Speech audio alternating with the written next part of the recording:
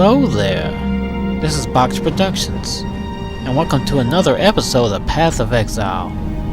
In our last episode, we found some pirate treasure, and we let Marigaro know how we felt about his art. And we disapproved of some of Silk's recent life choices.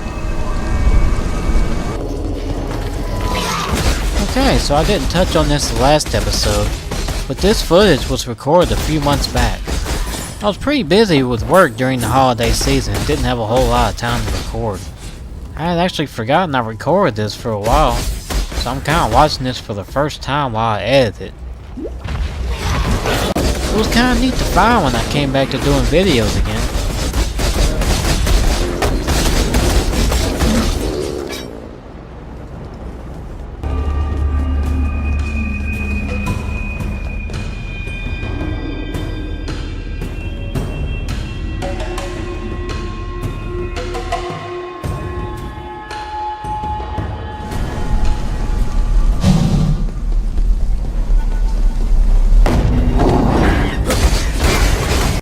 It's always with the fire with this place. I mean, you can't have a nice walk outside or a baby shower without something being set on fire. You got problems, right, class?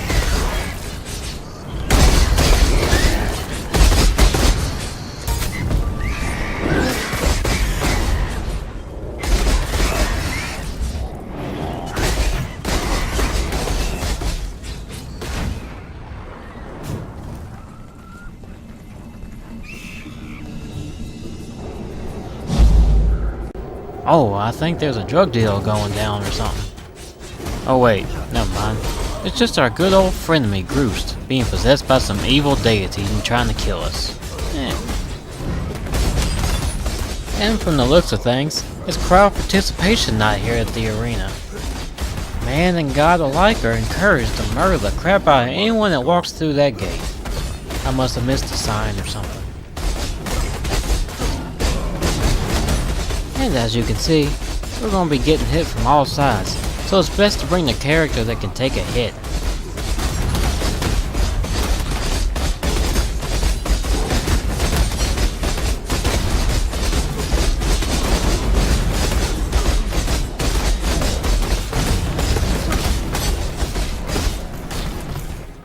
That was close.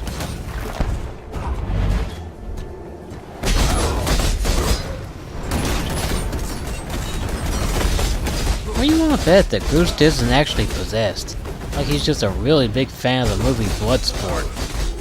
I'm not sure why Bloodsport specifically instead of all those other underground fight movies. Maybe dude just really likes Bolo.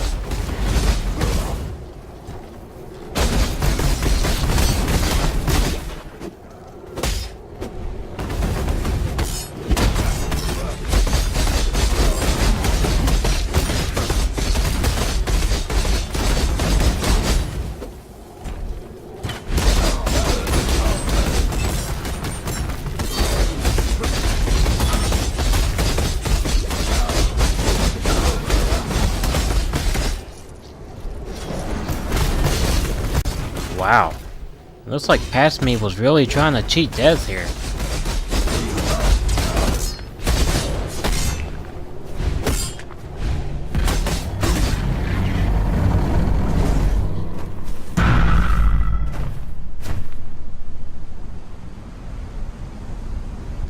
When you try to control everything, you ultimately control nothing. Ralakesh has never quite been able to grasp that concept.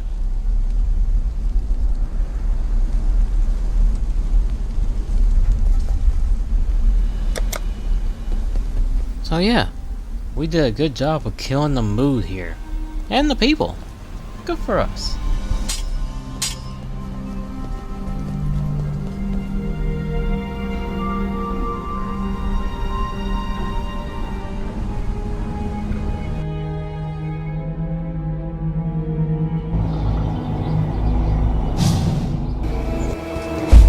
Into the most dreaded of thickets you must go, I'm afraid. For there Gruthkul the Despairing sulks and schemes. The Val laid waste to her kingdom, and placed her slaughtered children at her feet. Grief enveloped Gruthkul, transformed her, flooded her mind with a singular thought. to share her suffering with those who had murdered her daughters. Though she has returned, her sanity has not. There is no fury like a mother bereaved.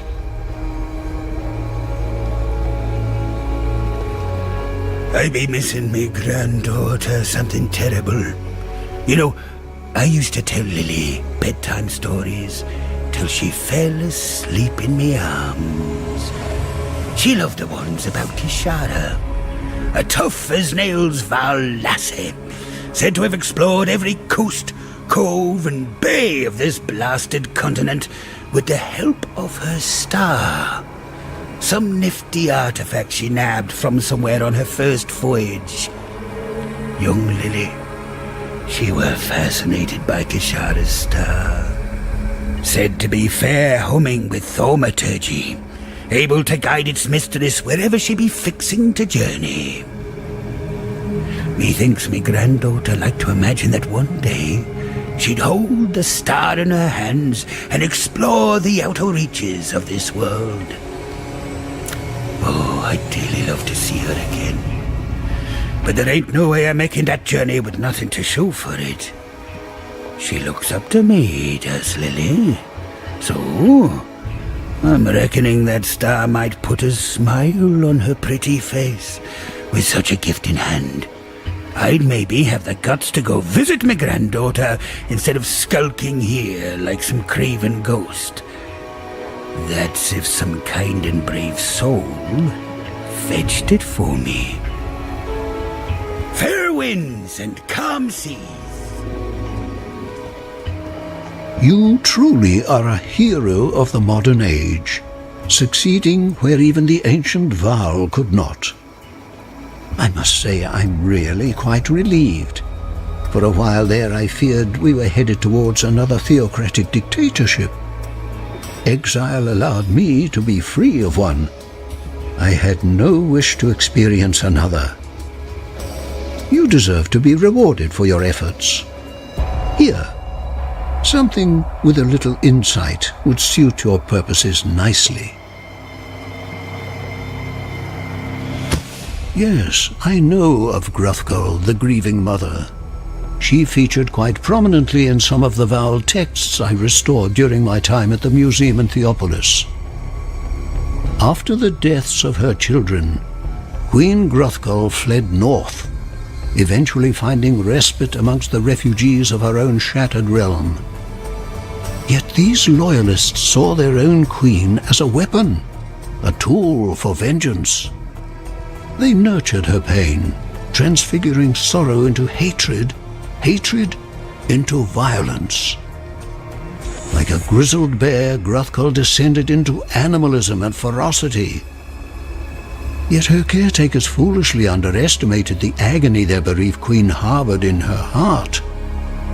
Like a bear caught in a trap, Gruthgul wrenched free of her human loyalties and slew her followers to the last woman and child. Through devastation, Gruthgul ascended to divinity.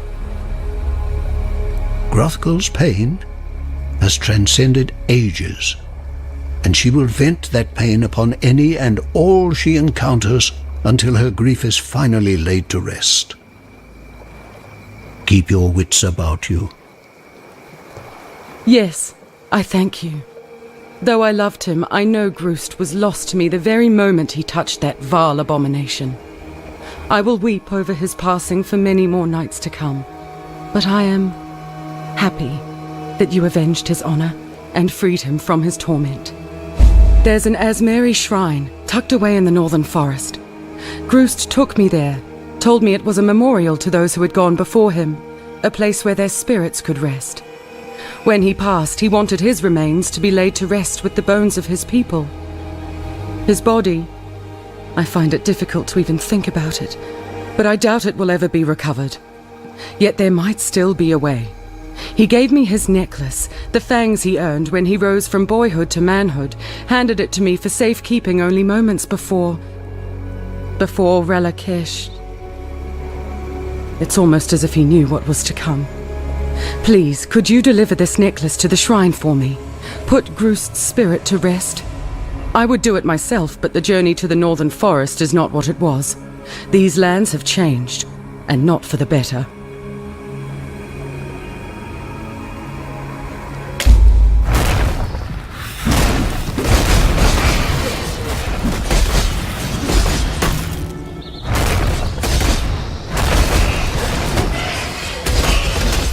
You never really get used to the Bowers just popping up and getting all up in your business.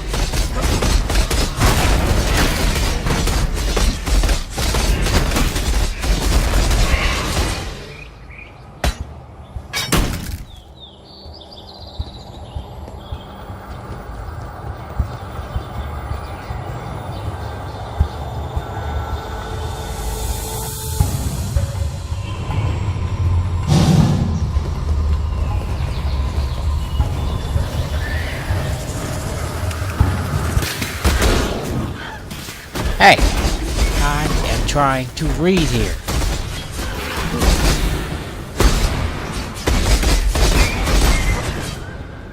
That's better.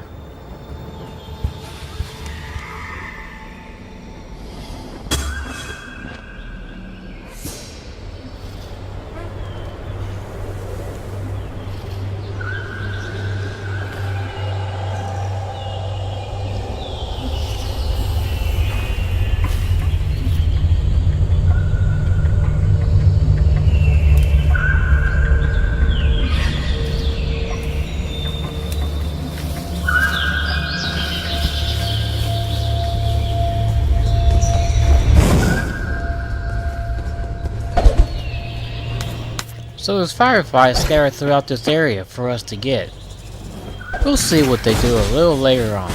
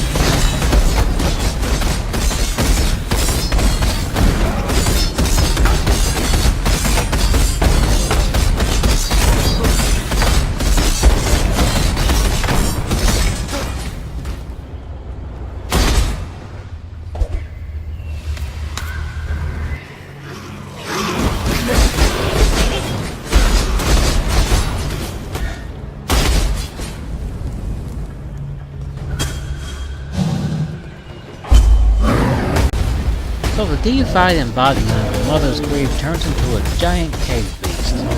Yeah, that makes sense.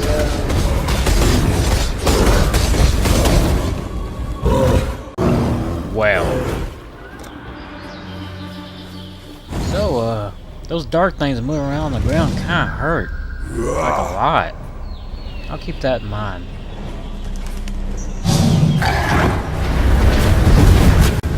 You know, it's kinda funny. Our guy here seems to have one solution to fix many different problems. Whether it's having to deal with unruly neighbors, learning how to cope with grief, relationship problems, or just tacky decorating. Dude seems to know how to always fix the problem. He's kinda like that one psychiatrist who, no matter what their patient's problem is, he just always tells them to drink heavily. Kinda like that. Except with an axe.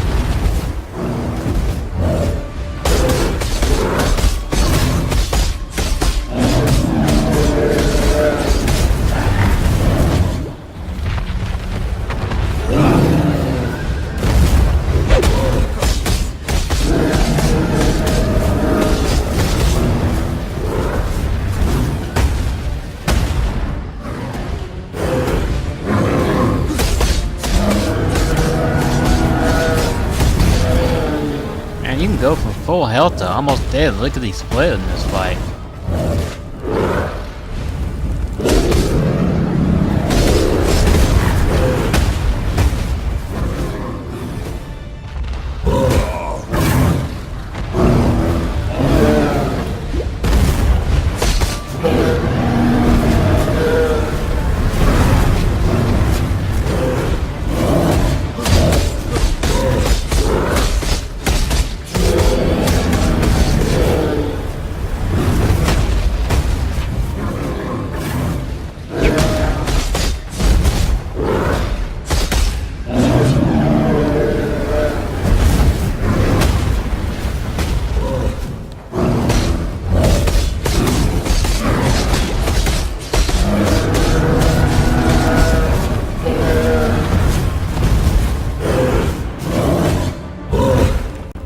Dang it.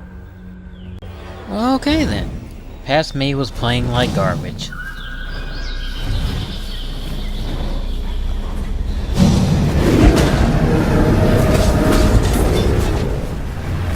Very funny game.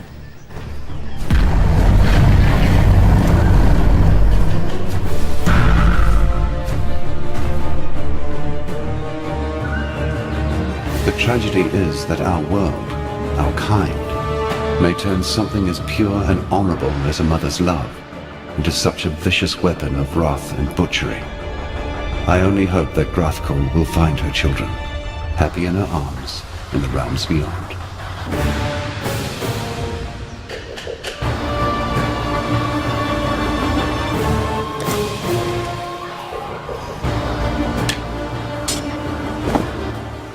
Let's keep in mind that Kitava, the big bad dude that's gonna kill all of us, he only took me out once. That thing took me out twice. Soccer moms ain't no joke, son.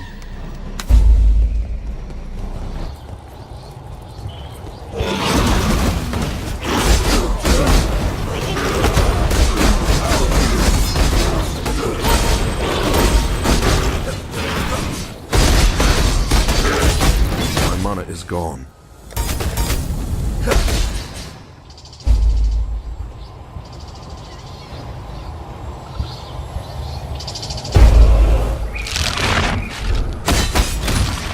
I guess even so much as mentioning Roost will even anger the dead.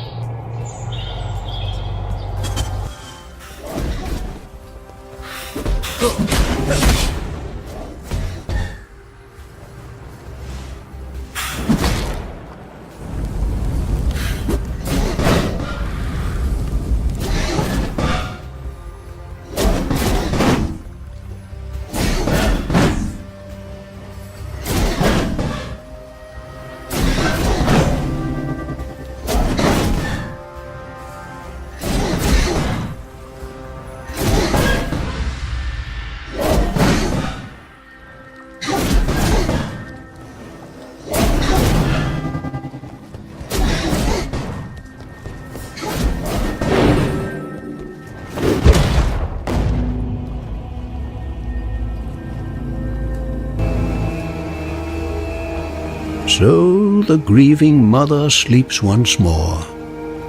Her story has come to fascinate me, and your conquest of her makes for a satisfying dramatic climax, don't you think? I'm but an old man living vicariously through your life. As history seems intent on repeating itself, I should record it in a book.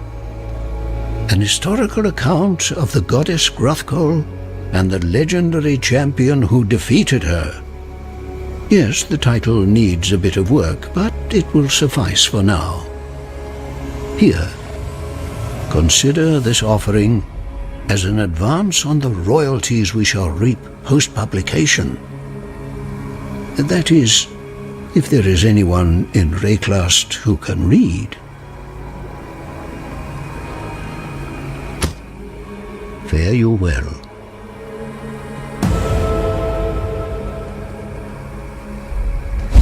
You are like the frog that strikes the fly faster than I can see. No, carry your bright bags to Arakali's gate. We will meet there and brew our fire dew. Not here. Too much to burn, too many to make blind.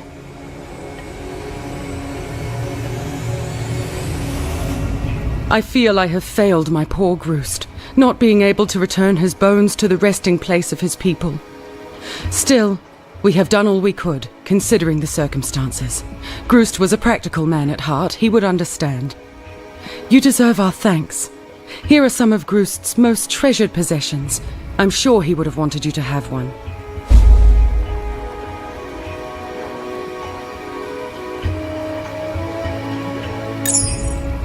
Keep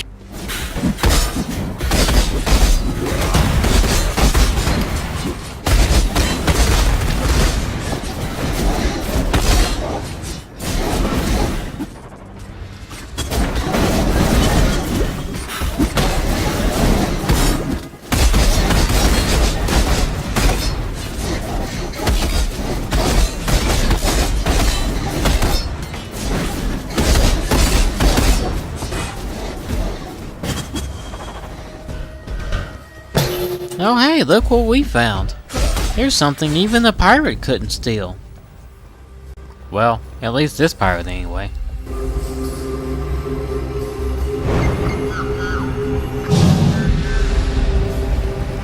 So this place lives up to his name, but it has a long and confusing layout.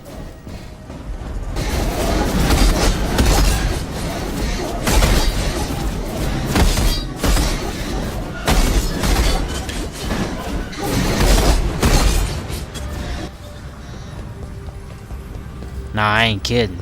It's easy to get lost in here.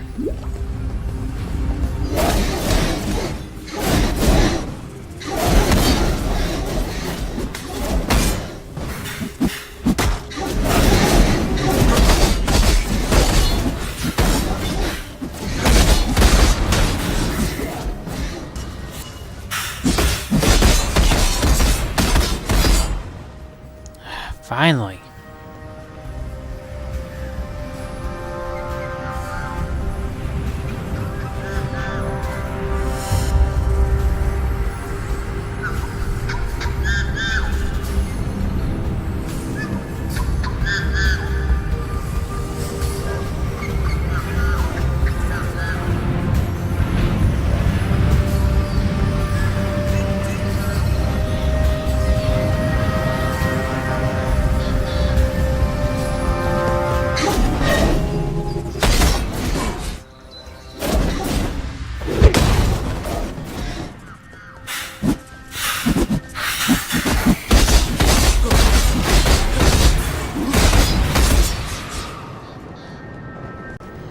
Man, I ain't even gonna tell you how long it took to find this.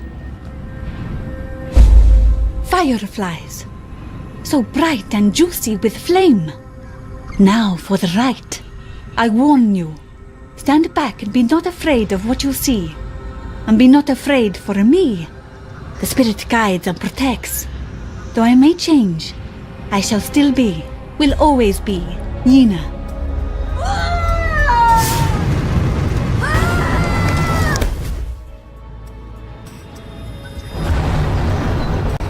Yeah, I remember the Animorphs. Your soft whispers beneath earth tingle my skin, like breath of lava against my loins. I sleep not. I hear your name inside my skull. Arakali. No name tasted so sweet on my tongue. stories I have heard, tales of cursed beauty, visage of woman, jewel that walks the streets in final days of a great empire. Heard tell you sought victims, but I know truth. You sought man to love you, to break spell. You hoped true love might allow you to shed eight-leg body, to become goddess of love once more. I pledge myself to you, my lady of Val. I promise love, for I am that man you have waited on. Corrupt corpse lovers claim to worship you, call you spinner of shadows. But you have spun only shadows of desire about my heart. Sweet Arakali, I have found your altar. I will speak the call. I will return you to beauty. I will raise you from black pits of despair, and together we shall rule Rayclast in glory. Forever. Well, he gonna die. So, this is Kishara's famed star. Just as I reckoned. It won't point me in any one direction. It can't make up its mind. I suspect due to me not being able to make up mine. I feel a tremor of prophecy coming over me, like some scallywags just stomped over my grave. If I go see Lily, there's to be only disappointment and sorrow. And if that's what the future has in store, then it can keep it. I wish a long and vibrant life for the girlie. One free of the trouble that an old dead buccaneer like I might bring upon her.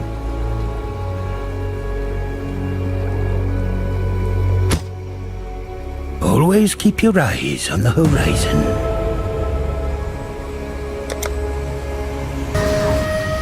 And that'll do it for this episode of Path of Exile, and I hope you enjoyed it. If you did, leave a like and comment and subscribe and all that good stuff. It really helps out the channel. In our next episode, we're gonna go crash a wedding, just like Vince Vaughn would have wanted. This has been B.O.X Productions, and I'll see you next time.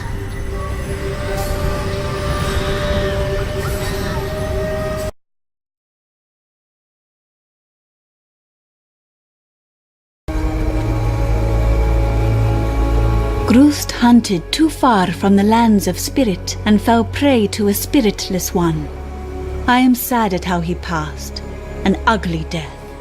Yet I am thankful that he suffers no more, that he has now found his way back to the spirit, that he can rest now. I wonder if Grathkol would still grieve for her children if she knew the truth. The Spinner of Shadows had no aspirations until Grathkol's daughters plotted against her. They saw her power over the people, her miraculous potions, her intoxicating lusts. They feared Arakali, thought she might threaten their legacy. Yet that's the curious thing about spiders. They only leave their web when you force them to. Legend has it, Kishara got herself in some hot water with a certain Queen Adziri. Details are vague as to exactly how, but by all accounts, Adziri were the most understanding of lasses. Kishara, being the free-spirited sort, probably just pricked the royal ass with some spiky facts from the outside world. Almost lost her head for her trouble, Kishara.